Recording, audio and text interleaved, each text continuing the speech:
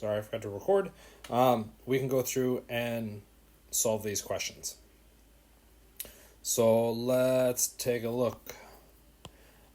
This is starting from a very base bottom level analysis. So this would be really early in Unit 1. So sulfur has 6 valence electrons. Oxygen has 6. There's 4 of them. The charge is a -2, which means we need to add 2 more electrons to our total. So we're going to get 32 electrons that have to go into our drawing. Sulfur is our center. Oxygen, oxygen, oxygen, oxygen. Drop in our electrons 2, 4, 6, 8, 10, 12, 14, 16, 18, 20, 22, 24, 26, 28, 30, and 32. Anywhere we have a pair of electrons between atoms, we should turn into a bond. Then we would evaluate octets. All of our octets are good, so we could go through and drop in formal charges. Okay, formal charge can be done in 2 ways. One, you've memorized the pattern, and in this case, even having the pattern memorized isn't going to fully help because the patterns you've memorized are probably for oxygen, carbon, nitrogen, and your halogens, and not for, say, sulfur. So our formal charge is the valence electrons minus bonds minus non-bonding electron.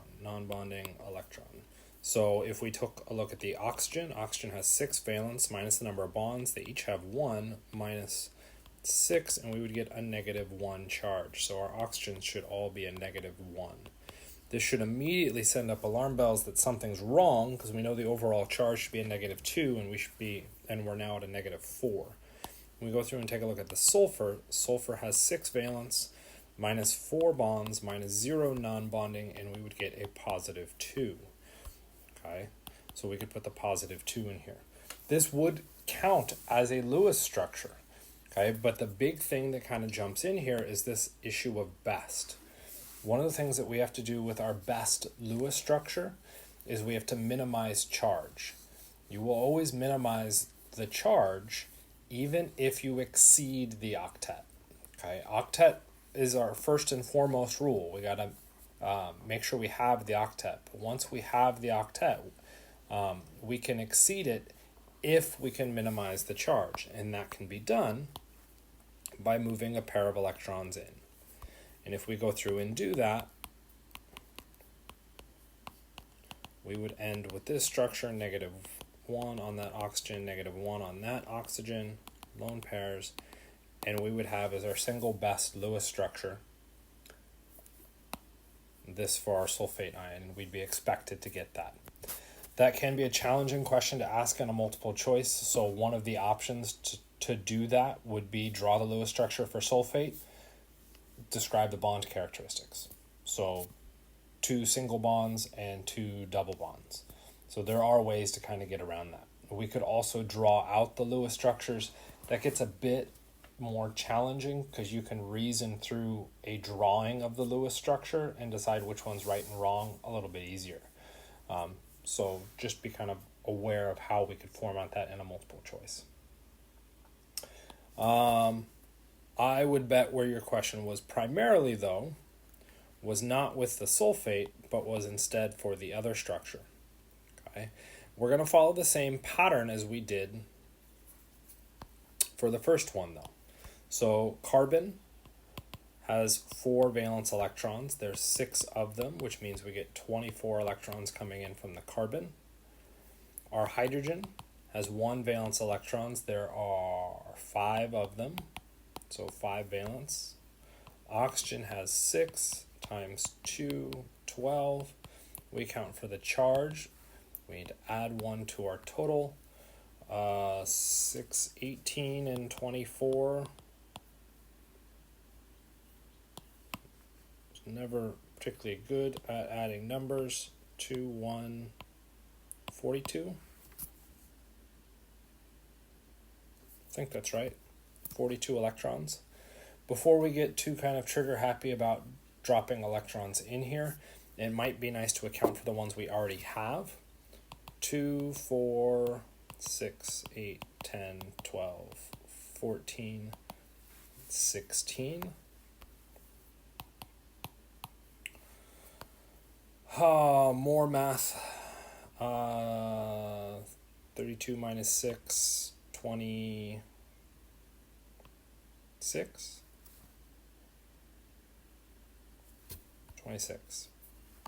So we need to account for 26 electrons in here. One option is now just throwing in the hydrogens because those aren't accounted for in our list, and I would argue that that's not the best way to go through and do it. We should go through and start placing our electrons first. In that, where I would start is with the oxygens. I know oxygen is the most electronegative element, so I'm going to start placing electrons on the oxygens first to make sure that they get up to their full octet of electrons, which means I've now put in math. I put in 12, 2, 4, 6, 8, 10, 12 electrons. Okay, so I've accounted for another 12, which means I need to get 14 more electrons in. If we address just the hydrogens, okay, that would be putting in another 10, right? Because our hydrogens would each need to get then bonds, which would account for 10 more electrons to place our hydrogens, which would mean we'd have 4 electrons chilling out. Okay, what does that mean for us? Well, that means we're going to have pi bonds in here somewhere. Okay, where I would go through and place them, because I've already satisfied the electron counts on our oxygens, is I would place them internal to the structure first and foremost. For me personally, I would go symmetrically around the oxygens. Okay, that would just be kind of my reflex. We're trying to spread the electrons out as much as possible, so that makes the most sense to me. If I decided I didn't like that, that's okay, and we could try and do it in other locations. That's part of what's happening here. Now I need to place those hydrogens in there. Hydrogen, hydrogen, hydrogen, and now we encounter a problem because we're missing one of those hydrogens. Throw in another hydrogen. Okay, now we could formalize with our charges, negative, negative, and positive. Okay, which could be a valid structure as far as this process goes, because we've now accounted for all the electrons. We could go through and verify real quickly. 1, 2, 3, 4, 5, 6, 7.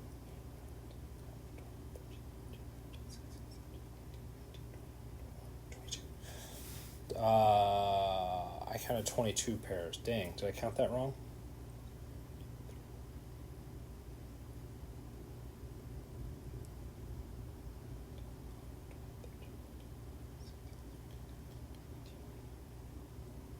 Only 21 pairs.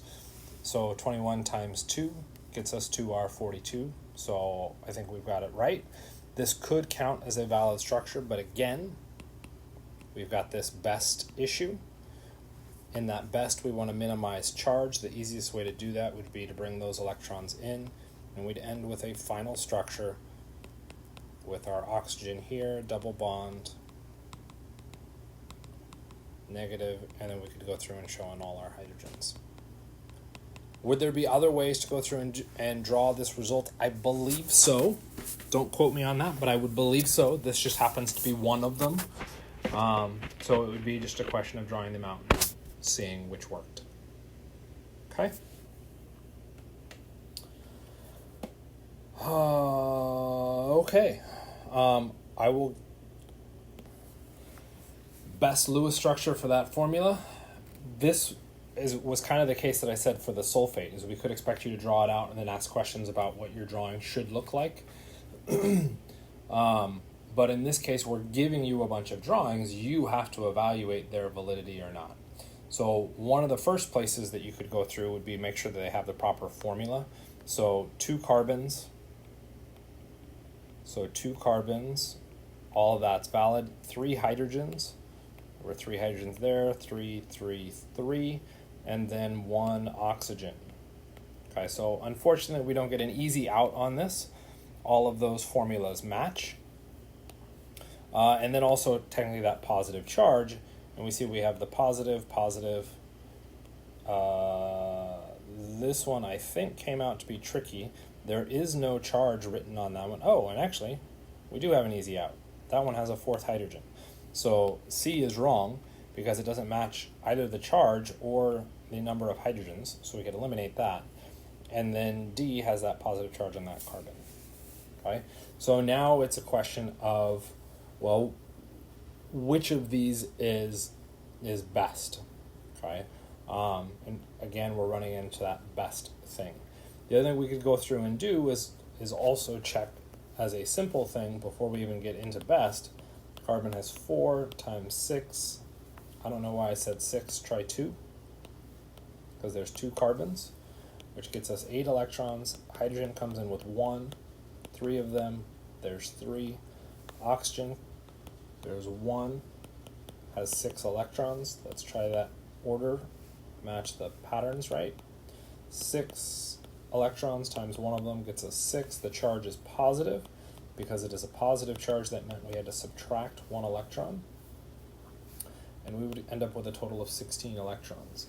We could then go back to our structures and try and count them all out. This is where having the formula written makes it more difficult to interpret. Just those hydrogens out there account for 6 electrons because of that bonding. Okay, so you're kind of expected to either be envisioning that molecule or immediately drawing it. If you're one of those people that need the drawing, then you have to accept that right away and start drawing. Don't even question, can you think through it? Just draw it. Okay, so we get 6 electrons there, plus another 2, plus another 6, plus another 2. So we're at 16 electrons, which matches. If we move to the next one down, we get 6, 2, 4, and 4. We're at 16 electrons. If we let D, we've got 6, 2, 2, 4, and 4. Doing math a little bit slower, we hit 18. That didn't match our total valence, so D is also wrong. So now we could go through and look at those 2 structures that matched, at least the electron count, and decide what's going on with their charges. When we go through and look at these, this is an incredibly common one to test on, because when we go through and look at this, we're really evaluating where the charge is located, be it on a positive or be it on an oxygen or a carbon. And the kind of gut reflex for a lot of students, including me, is to go through and say that that blue structure ends up being the better one because we're putting the positive charge on the less electronegative atom. Okay? That makes that structure the most useful. It does not make it the best. To be best, you have to have satisfied the octet. And if you go through and look at the blue structure, that center carbon has not satisfied its octet, which means it can't possibly be the best. So it is also wrong. This leaves us with the only answer choice of A. We may be putting a positive charge on an electronegative atom, but we're doing it to make sure that we get satisfied octets. And that's rule number 1 when it comes to best for a structure. Okay? Totally meant to erase all that. Oh, well. So again, because we've now hit the end of that question, which structure is not a resonance structure? So what we're trying to do is evaluate our individual resonance. So to me, what I would do is start with the easiest structure for me, which would be the neutral one, and I would attempt to draw resonance. So again, what I would do is reflex to drawing this out, because you won't have the benefit of a physical copy, so you're going to have to draw. I could go through and draw the system, where I now have the electrons up here. Didn't touch that. There's the positive charge. I could now also have shifted that over.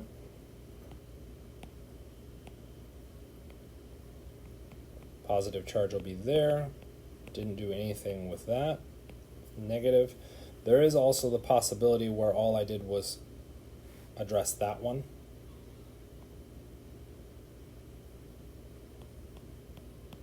Less likely to happen, but we could look at it. Okay. And then even more kind of theoretically, we could have pushed out to here, and that one is incredibly unlikely. Okay, and the reason for that is that, well, here, let's draw it out. If we did that positive and negative, that becomes very problematic because that carbon wants to become positive because that electronegative oxygen. So this purple one is a really, really, really bad one. Could be possible, but it's an exceptionally bad one. So if we started out with 1 being my neutral structure, what I'll try and do is pair that up with the other ones. So when I go through and take a look, 2, negative oxygen, positive on the carbon, 2 is the blue structure, right? Yep. 3, all I did was break that carbonyl. That would be the black structure. And then 4, we could already start to say is probably going to be wrong because 2 and 3 were resonance of 1.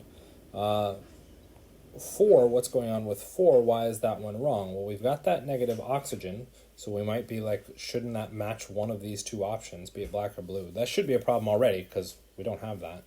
Notice that we have the positive at the end, but we didn't move the pi bond. We just put a positive charge in there. So if we drew out that purple structure, and actually I'm going to make it orange. If we drew out 4 as a structure, what we are looking at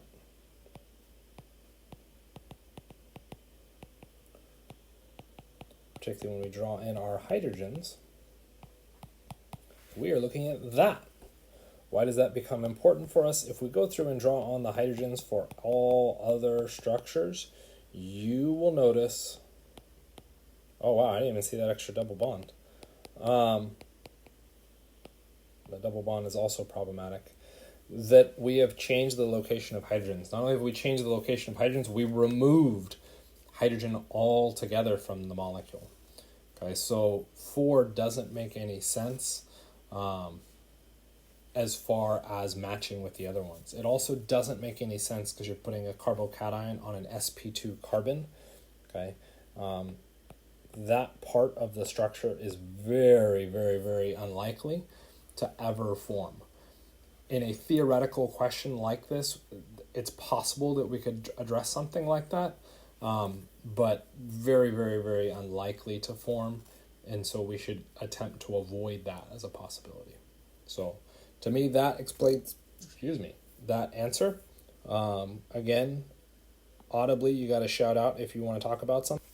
So this is a super exciting one. You're also expecting lower amounts of questions on this one, which I don't know if Alicia is still there.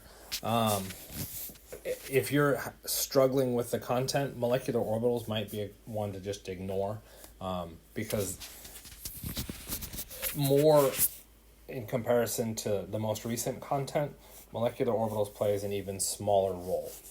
Okay, so if we're going to look at the molecular orbitals for this, we're now referencing the weakest carbon-carbon bond in this particular structure. So this question becomes challenging because you have to be able to draw out that structure to interpret it. And I guess technically you don't have to, but I think it becomes helpful. So if we draw this all out, we now have to be able to identify our bonds, and in particular the weakest bond within this. So the first step to this would be address what are all the bonds. Okay, so if you understand our bonds, hopefully you remember that we have sigma and pi bonds. That these aren't single and double. And this is really what this question is driving at, is that our pi bond is actually the weakest bond. Okay, because it's an indirect overlap of orbitals, which goes back to molecular orbital theory. Okay, so a pi bond is weak. Okay, a pi bond stacked with a sigma bond makes a double bond. With 2 bonds, you're now stronger than a single bond. But the pi bond itself is actually weaker. Okay? And that largely has to do with the indirect overlap of the orbitals.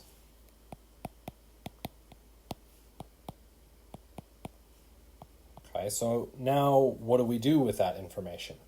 Okay, well, we want to know the bonding molecular orbital for that. So what orbitals could potentially contribute to that? And actually, we're now asked about characteristics. So we don't even have to draw it. What are the characteristics of it? So first and foremost, we know it's a pi type orbital. And we know that because that is our weakest bond. So that means this first one is true. So the molecular orbital possesses sigma symmetry is false. That one doesn't actually work. Now we're getting reference to what makes that orbital. Okay, well, what makes a pi symmetry bond? Okay, well, pi begins with p, and this is kind of my mnemonic for memorizing this. Pi comes from p orbitals, okay, and only p orbitals, which means 4. So 1 and 4, our answer comes in as D. For getting the sigma and how those tie out, for me, the kind of mnemonic I use is sigma begins with S, so we're looking at S-type orbitals. The S-type can be an S orbital, it can also be an sp2, because that's still S-type, it's using the S orbital. Your pi bonds will never use S orbitals, they can only use p orbitals. Okay, because it's the only way you can get that indirect overlap. So again, I'll ask, go ahead. This question is for sure a challenging question, much more so from when we actually discussed it, which was in our very first unit, and how we would be able to decide which of those reactions was more likely. Okay, but what it is an application of molecular orbital theory and where those things come from, which was something that we'd already discussed, okay, or that we discussed at that point. So what that is in reference to is that when we're going through and looking for these reactions, which one is most likely to occur? Well, the most likely reaction to occur is going to be the one that generates the most stable products. Okay, well, how do we know we have more stable products? Okay, this would go back to charge size and all that fun stuff, which doesn't really apply here because it's still a carbon in all of these cases. Okay, so in all cases, it's carbon. So we run into this kind of oh crap argument. Okay, well, that case is really going to come in with a hybridization effect. Okay, and what's happening with our hybridization is the less hybridized is more electronegative, okay, or has an effective electronegativity that is larger. Okay, and that is because as we become less hybridized, so let's start with sp3, going to sp2, going to sp, ultimately going all the way to s, is we're gradually increasing the amount of s character. Okay, and we could throw it in here, but we don't officially make that jump all the way to p. But so really what we're asking is, what is that difference between a p orbital and an s orbital? Well, the s orbital is lower in energy and closer to the nucleus. As I write over my picture, if it is closer to the nucleus, what we're really saying is that those electrons are held tighter. That's electronegativity. Electronegativity is how hard an individual atom is holding those electrons or pulling those electrons from another one. So when we make that analysis, when we're looking at an S-type atom in comparison to a P-type atom, the S atom is pulling those electrons harder. In this case, we aren't comparing S to P, we're comparing SP to SP2 to SP3. And if we go through and look at our hybridization effects, the very first one is SP, followed by SP2, followed by SP3. The SP, being the most electronegative, is going to stabilize that negative charge best.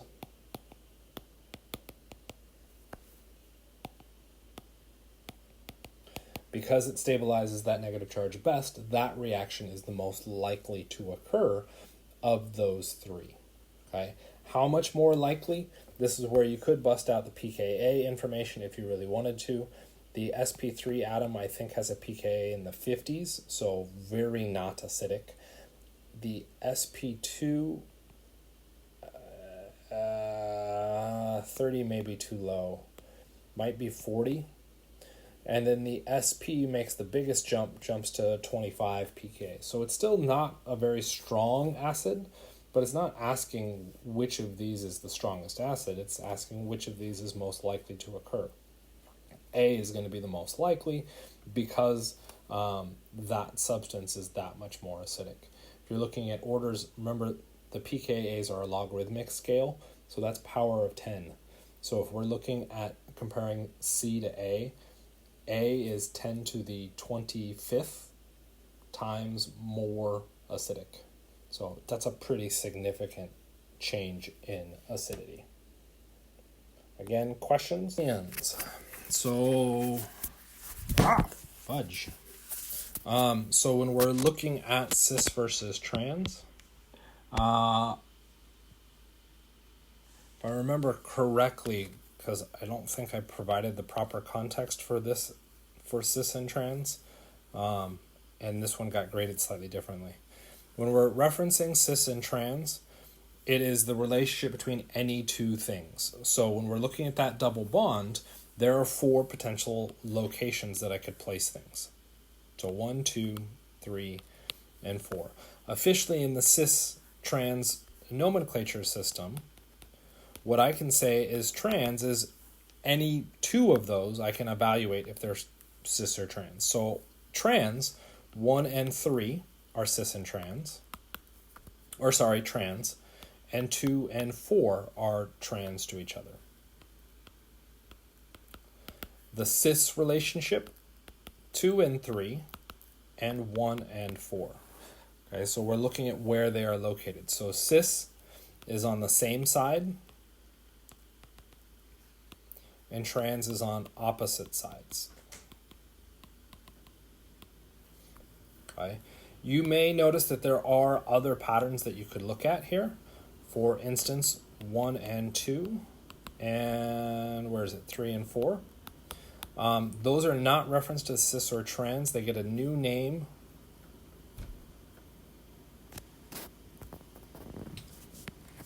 Oh, and I can't remember the name.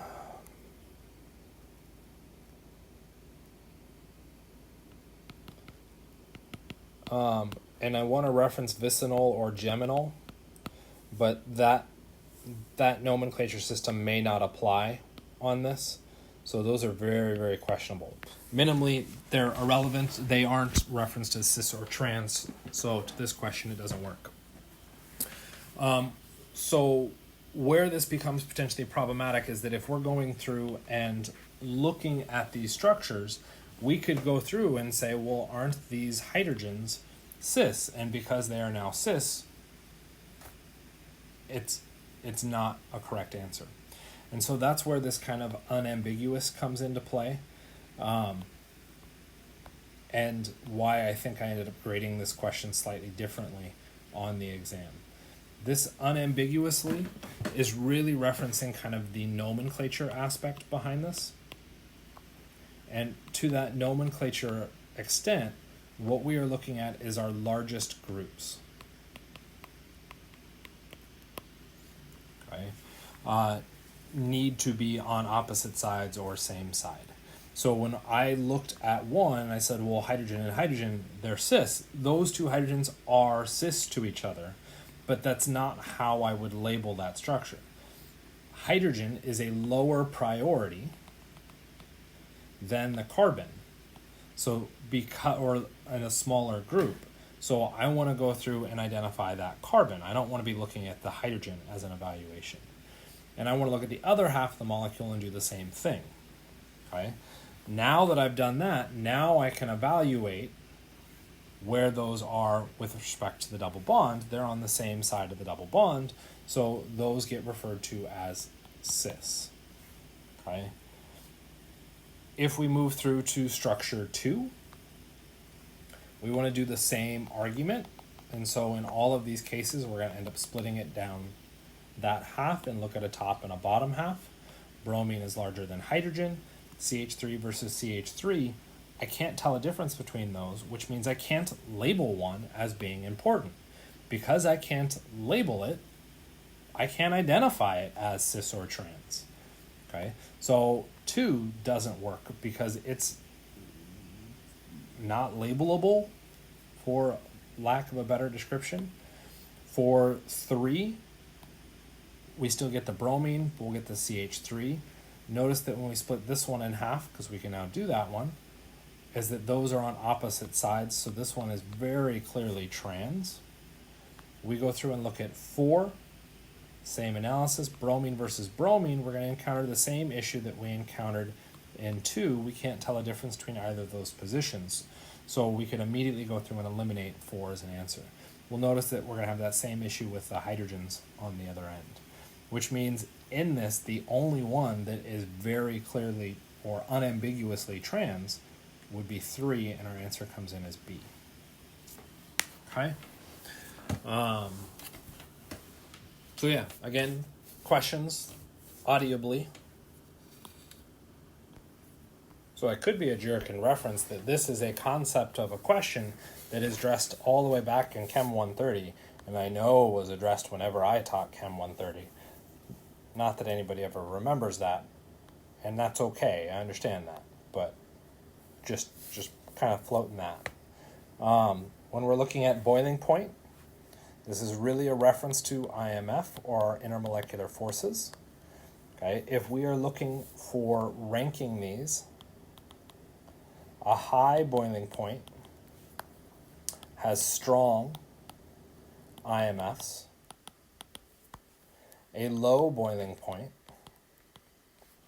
has weak IMFs. Okay, so we're going to keep adding information down here. So the strongest IMF would be our electrostatic. Our weakest would be our London dispersion forces, because we're potentially looking at a question that's going to cause us to have to think about all of these. It might be useful to list all of them. We also have a dipole-dipole and a hydrogen bonding. The next trick is we're going to have to be able to identify what those forces are by looking at an individual molecule, which means we're also going to have to transfer this across to our bonds. So when we move across to bonds, an electrostatic force comes from an ionic bond. A London dispersion force comes from a nonpolar covalent bond. A dipole-dipole force comes from a polar covalent bond.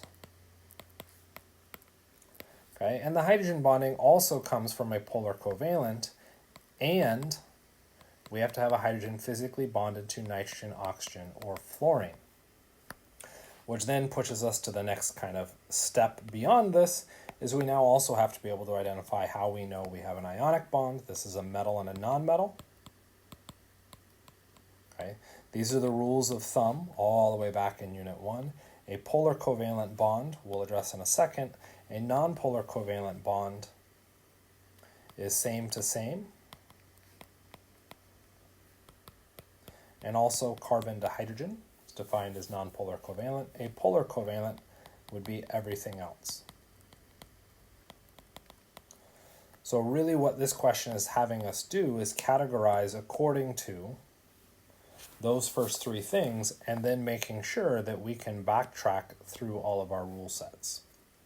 Okay? So if we take a look at 1 has a polar covalent bond in the carbonyl, a polar covalent bond that'll lead to dipole-dipole. We don't have a hydrogen bonded to nitrogen or oxygen, so we're stuck with that. We take a look at 2. 2 definitely has polar covalent bonds, has 2 types of them in fact. One of those polar covalent bonds will lead to dipole-dipole. The other polar covalent bond will lead to hydrogen bonding. Okay. 3, all we have are nonpolar covalent bonds, which will lead to London dispersion forces. So if we were going to go through and evaluate these, our London dispersion force is the weakest intermolecular force, which means it has the lowest boiling point.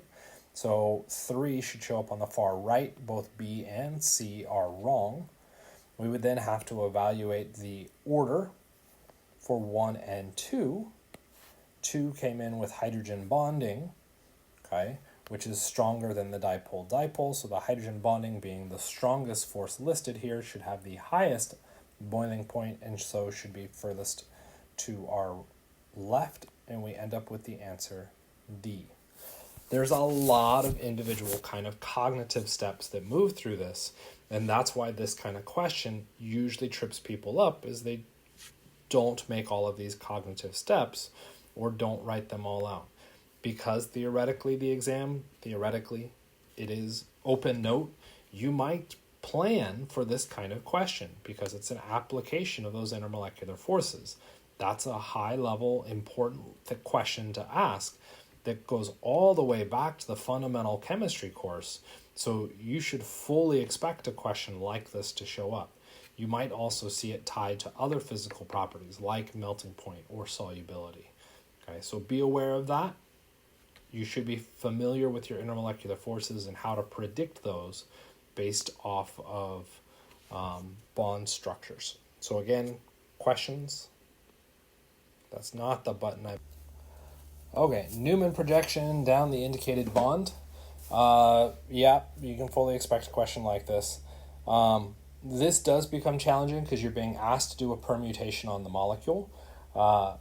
And so before I would start into this, I would try and look at each of these halves and see if I can decide which of them best matches my answers. And so what I'm referencing there, let's color code this, we'll call it red dot and blue dot. I want to know which one's the front, which one's the back. So if we go through and take a look at A, I have a methyl. Well, first let's look at the drawing here.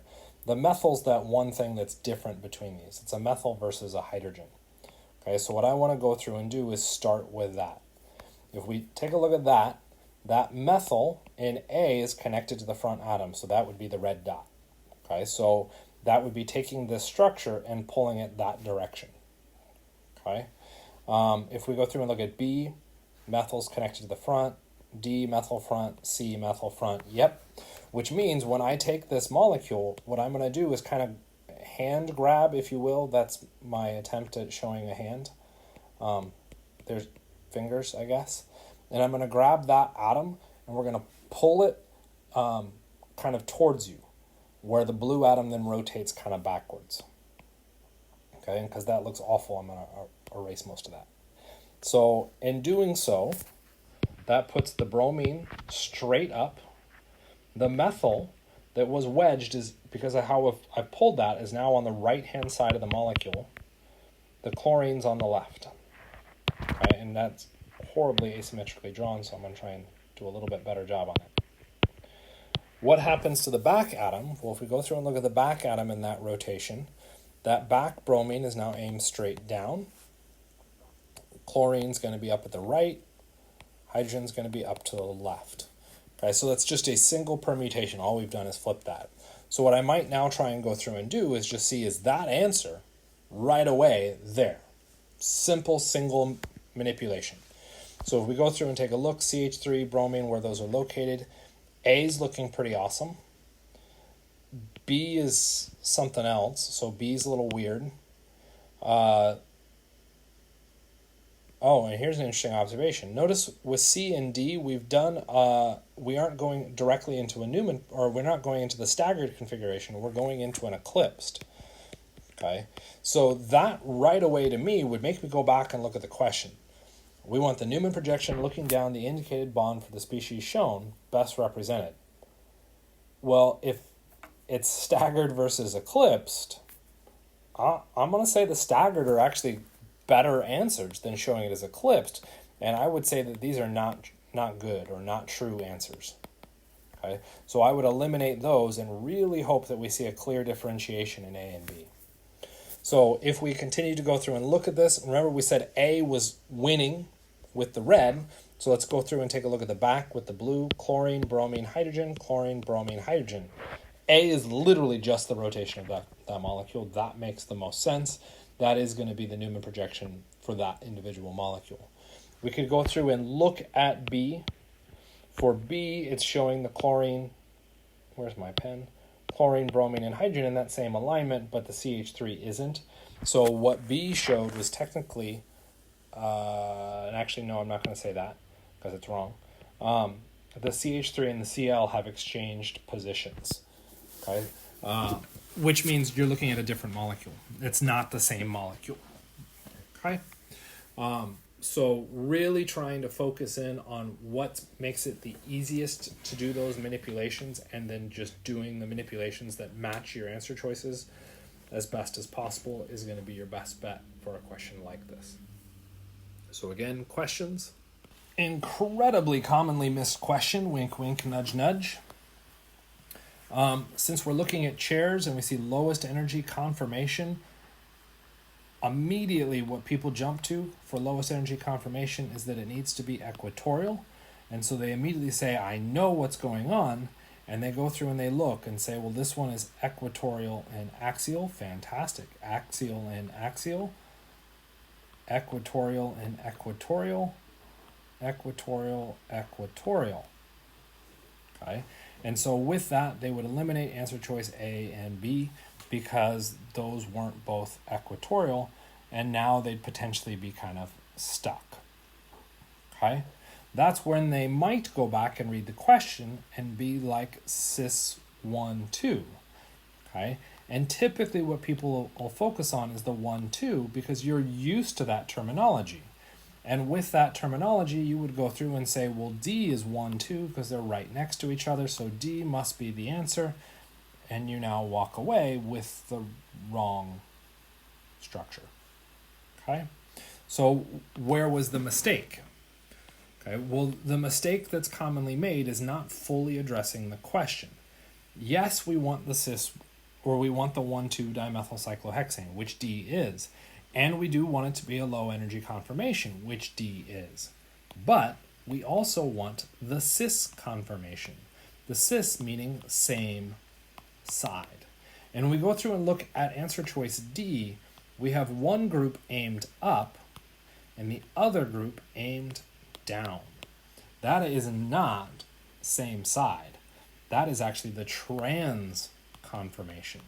And therein lies the big problem with this question. So lots of little pieces. Yes, you're dealing with lowest energy, which means nuancing the difference between equatorial and axial. But you also have to address the 1, 2 of your nomenclature, and you also have to address cis-trans of your nomenclature. So you get really kind of three things that you've got to evaluate. Okay, so with that, let's go ahead and clear everything away again, and let's try that problem from the new lens. Our lowest energy, we want equatorial versus axial. We want cis, which is same side. Okay. One thing that could help, because we know we're looking at chairs, because we can look at our answers, is same direction. Okay. Up, up, or down, down. And then we also have this 1, 2 floating in there. So we have a nomenclature kind of placement.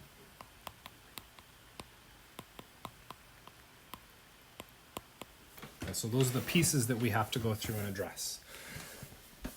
To me, I think the nomenclature placement is the easiest, so I would start there. Yes, the lowest energy is a huge aspect of this question, but again, it's easier to get misled there, so I would start with the 1, 2. So C is wrong because that's 1, 2, 3. D matches the 1, 2, B matches the 1, 2, and A matches. Okay, so I could eliminate C because of the purple part. The cis, we needed the same side, so up, up, or down, down. D is up, down. And I'm going to come back to that one in a second. B is up, down. And then A is up, up. So based off of that, I don't even have to get into probably the hardest part of this, which is the equatorial axial. I know my answer is A. Okay, so let's go through and look at that. One of those ups, the furthest to the left, is equatorial, and then the other one is axial. And this is why this question gets asked, is that while the equatorial is low energy, the axial is high energy, and that's where, but it's high energy, it can't be good. You're right. For that particular conformation, the axial is a high energy state, but it doesn't make me lower energy. Okay? What happens if I did a chair flip? In that chair flip, that axial becomes equatorial, which is now low energy, but the equatorial would become axial. Either conformation is the same energy. Okay? So we really aren't being asked to evaluate lowest energy conformation. We're being asked to address nomenclature in this question, but we're throwing in a misleading piece of information or language with lowest energy conformation to trip people up. So make sure you read the question carefully to address each of its individual aspects and kind of rank them what's easiest for you to go through and evaluate. Okay? Theoretically, you should address every aspect in your answer. Okay? But you may not have to, and you may not have time to. Sometimes you just got to do the best you can with what you've got.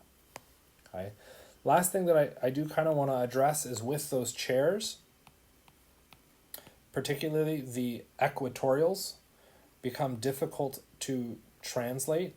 And so the way that I would consider this is that if we're going to draw that as an arrow, okay, where would that arrow stab me? Okay, would that stab me if I came in from the bottom? Or would it go over my head? Well, it would probably go over my head. But if I was standing up here, then it would stab me because it's going upwards in direction. If we look at the other one, it's largely aimed downwards. Okay, so consider kind of drawing it on your page. That dotted line continues to reach towards the bottom of the screen. The other one tends to reach towards the top. This kind of analysis becomes tricky, particularly if you aren't good at drawing out your chairs. Okay, minimally, you can still, regardless of how you're drawing them, you should be able to draw them in such a way that you could see that those were going opposite directions. Where it could become problematic is that if you drew on that one like this, then yes, that would be a problem. Okay. The reference that I would go through on that would be that you should be drawing them the way that I told you to draw them. Draw your seats first. Your equatorial need to be parallel to the second bond away. 1, 2, second bond. So there's an equatorial. There's an equatorial.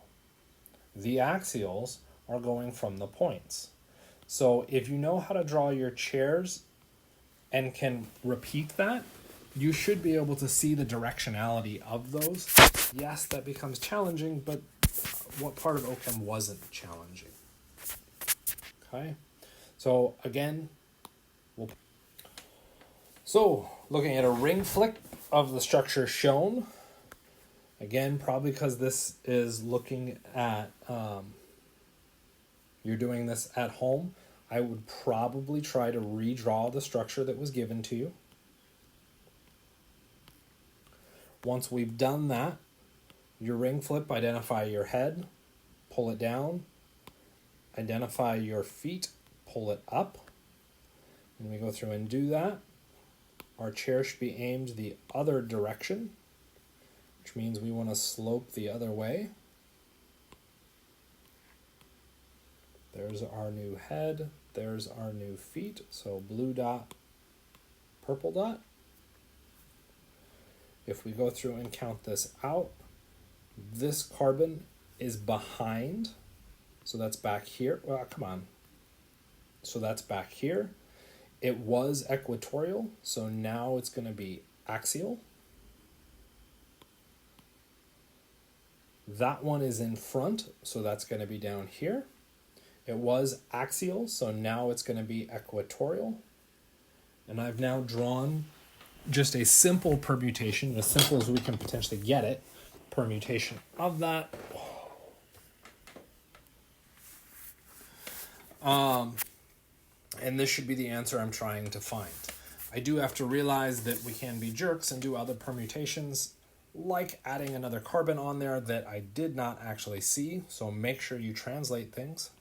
There's another carbon out there. What color do I need? Let's try green. So there's that green carbon. Notice it's the carbon in front of that head, which means it should go there. It was equatorial, so now it should be axial. One of the things we could also consider as we go through and evaluate these things is the directionality of these things doesn't change. Up, up.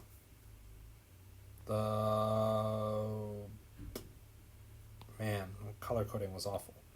Down, down.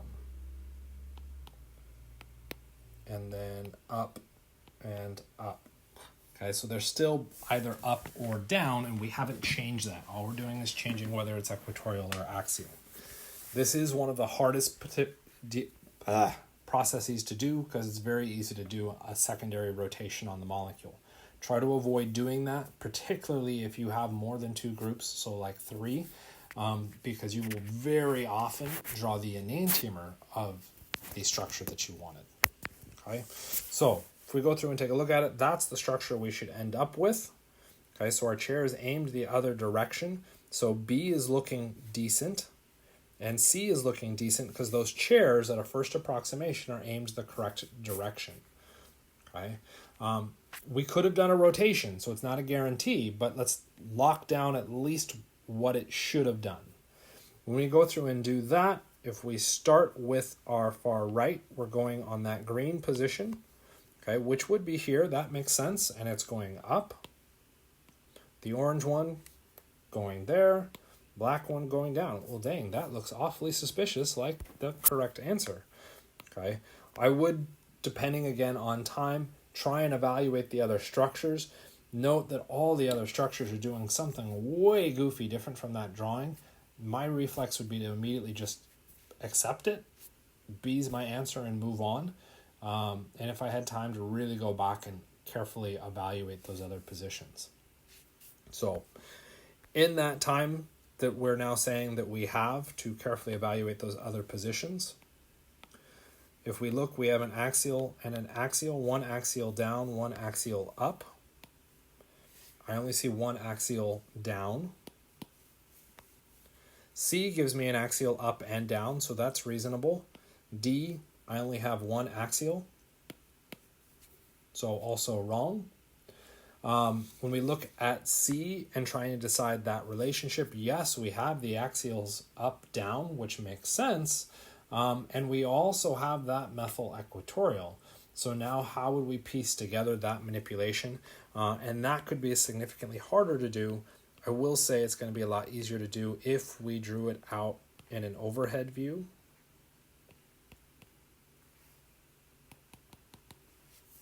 Sure, I drew that right. Yep.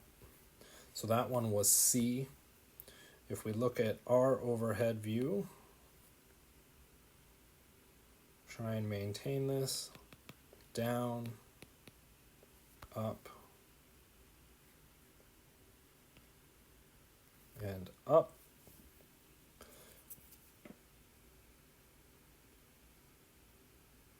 What did I goof?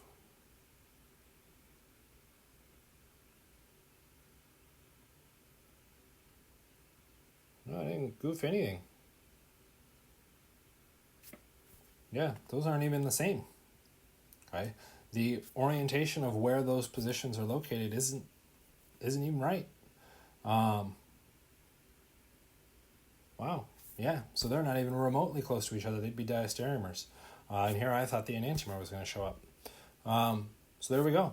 There we have it. We've only got one feasible answer coming out of this, and that was B. So, stereocenters, easiest way to do it, 4 different things connected. What makes this challenging is that you don't have 4 different things, or not 4 different things, not 4 things are explicitly shown on any one of those positions. So you actually have to dig a little bit. So if we go through Yeah, that looked okay. That position, we've got oxygen, oxygen, hydrogen, carbon. The oxygens are different from each other because we have an OH, which means that position would be a stereocenter. We move to the next one. There's an H again there. Oxygen, carbon, carbon, hydrogen. So maybe those aren't the same. This oxygen is connected out to an OH and connected to an OH, but this one goes out to an oxygen and that one goes out to a carbon. So that one is indeed also a stereocenter. It does have 4 different things connected. We move to the next position. We've got a hydrogen, oxygen, carbon, hydrogen, carbon. Are the carbons different from each other? They both go out to an OH, so we could go out to the carbon next. That one goes out to 2 oxygens, and this one goes out to a carbon and an oxygen, which means those are indeed different as well. Whoops, I deleted that part, which means that one is also a stereocenter.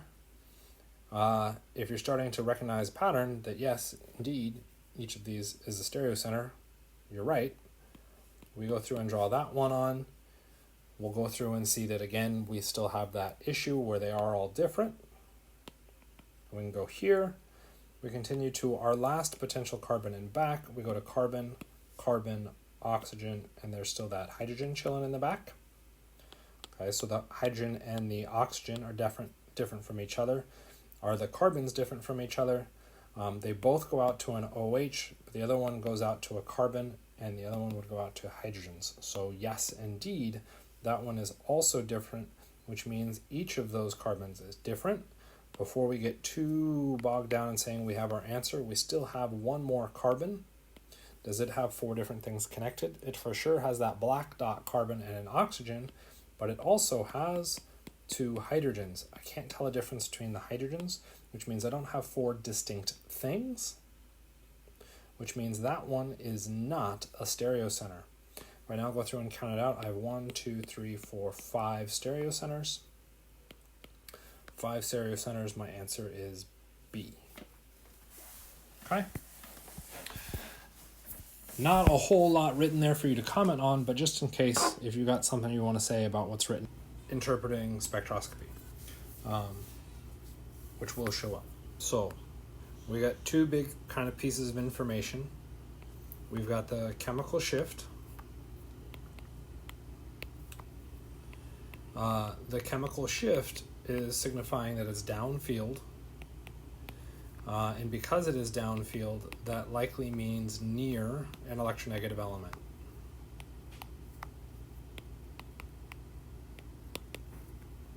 Okay.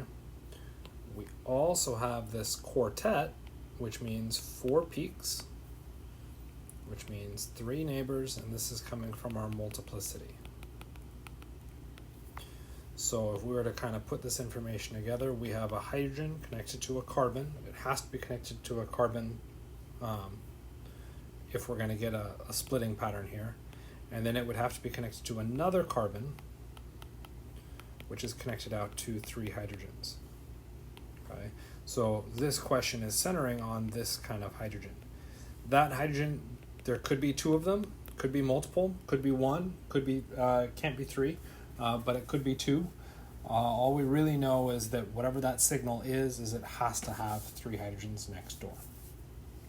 Okay, and then with the chemical shift information, we're probably near some kind of electronegative element out here. So when we go through and process this out, these have no neighbors. So according to our multiplicity, that doesn't apply.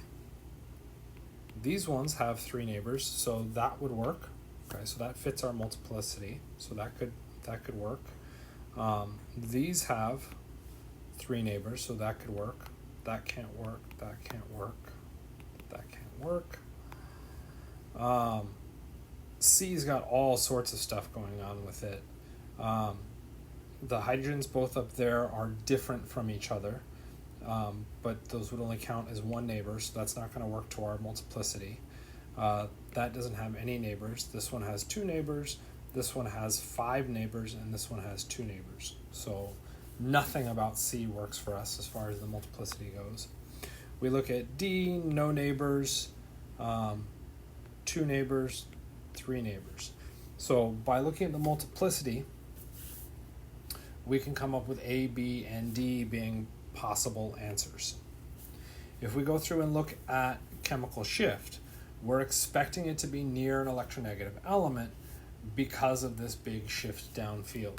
When we go through and look at A, what it's close to is a carbon. Okay. Yes, there's a carbonyl there, but that doesn't shift it very far. And in fact, that chemical shift for that particular hydrogen is 2.1. Okay, 2.1 because it makes a big difference. Okay, or it's something that I've memorized because I've gotten it wrong many times. So A doesn't work because it doesn't get us close enough to an electronegative element. We go through and look at B, what's right next door is exactly fitting the pattern. It is right next to an electronegative element, so we would expect a pretty big shift there. We look at D, D's next to the exact same thing as A is. Okay, so even if we weren't sure exactly where it was, D and A are going to give us almost identical chemical shifts. That's not going to allow us to differentiate them, which would thereby allow us to eliminate both A and D from this puzzle. With all that crossing out, leaves us with only one answer. B is the answer choice. This is a really subtle nuance here that I disagree with philosophically because you have to get really kind of down into the nitty-gritty details of this. And I personally don't see that as value-added work as far as OChem goes. For somebody that has to do full-on OChem research, sure, but not for individual students. But that's where that question goes. So if you've got questions about that, please feel free to shout it out.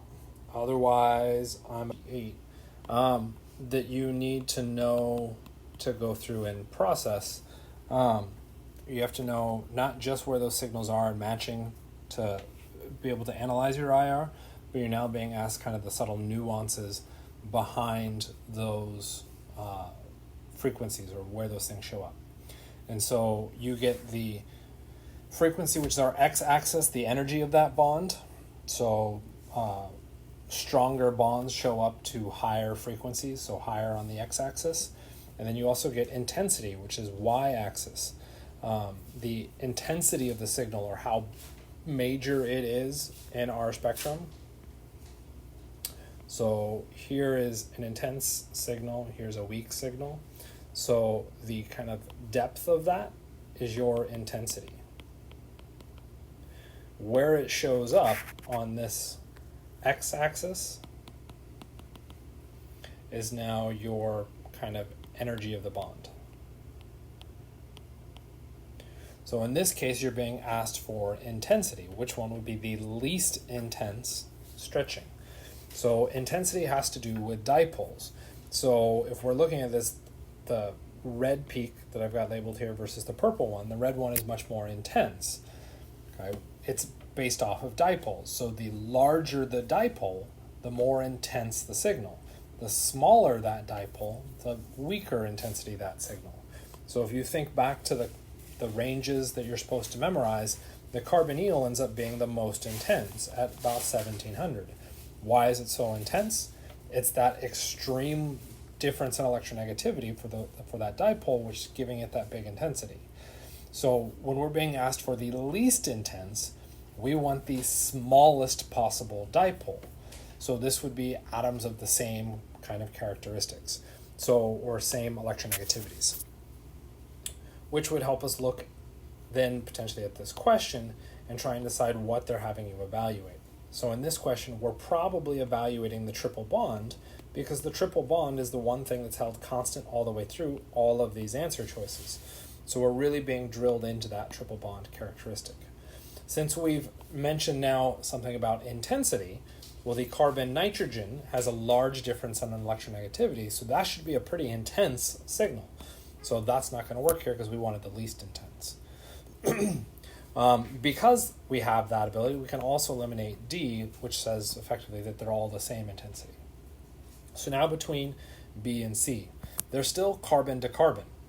Okay, So in that sense, it should be a relatively low intensity. But what we'd want to do is kind of push a little bit further out. When we look at C, it's carbon versus hydrogen on the extremes.